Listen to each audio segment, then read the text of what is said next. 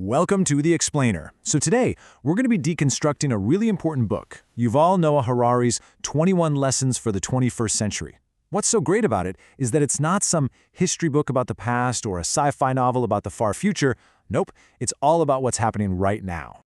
Think about it. We're just drowning in information, right? Notifications, news feeds, most of it is just noise.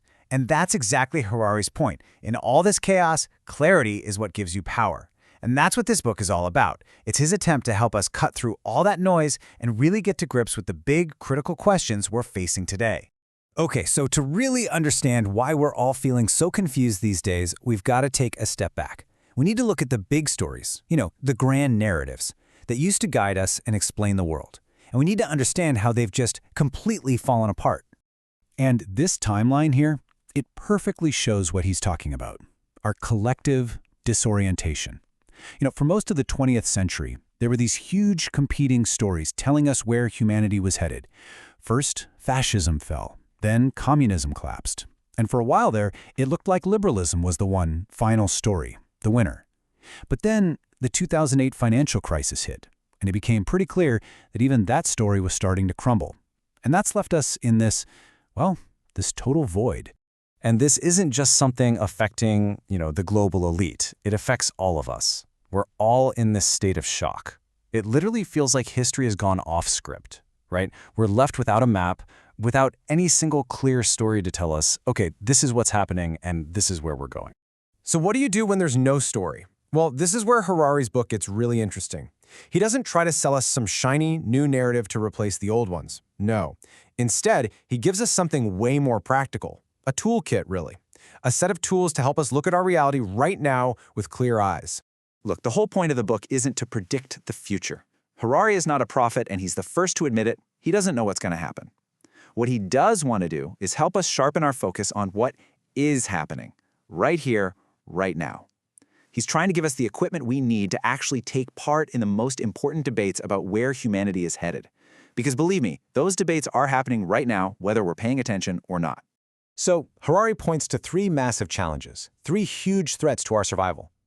The first two, well, we know them. The risk of nuclear war and the danger of ecological collapse.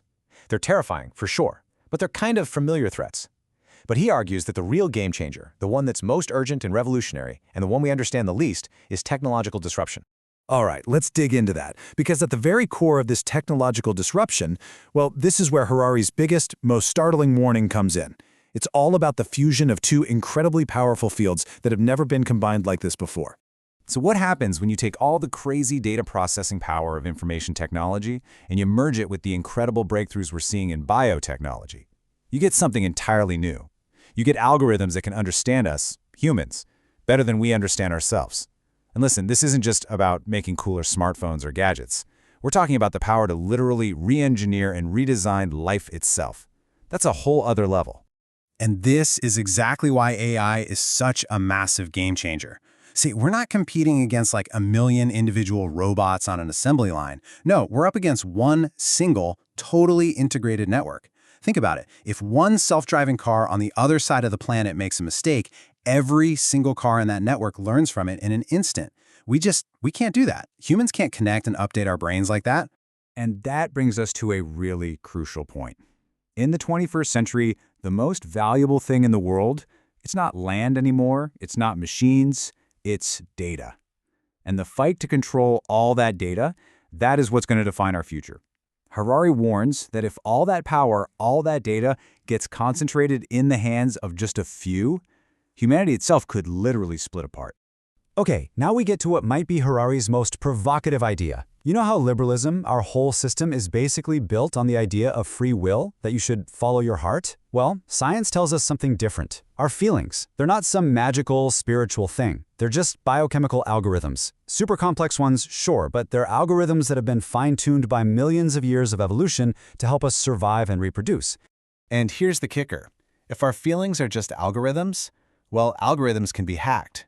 An outside system, think Google or Amazon or maybe a government, if they have enough of your data and enough computing power, they can understand your internal operating system better than you do. They can predict what you're going to do and even start shaping what you want to do. Suddenly, your so-called free will, it's just another product that can be manipulated.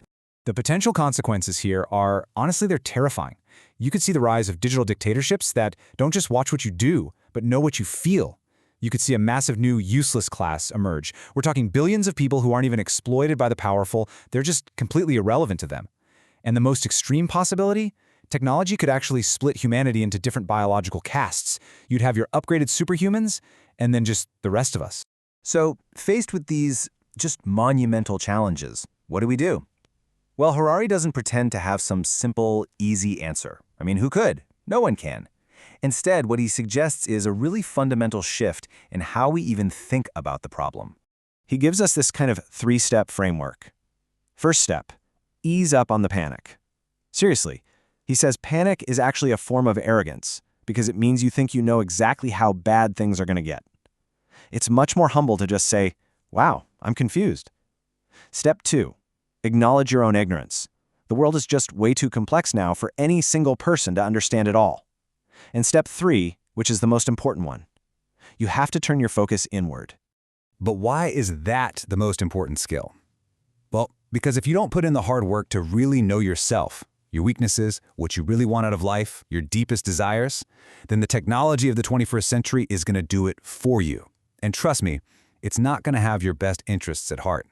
These algorithms will start shaping your life to serve the goals of whatever corporation or government built them. And that leaves us with the ultimate challenge of the 21st century, doesn't it? It's a race between our own self-awareness and the incredible power of technology.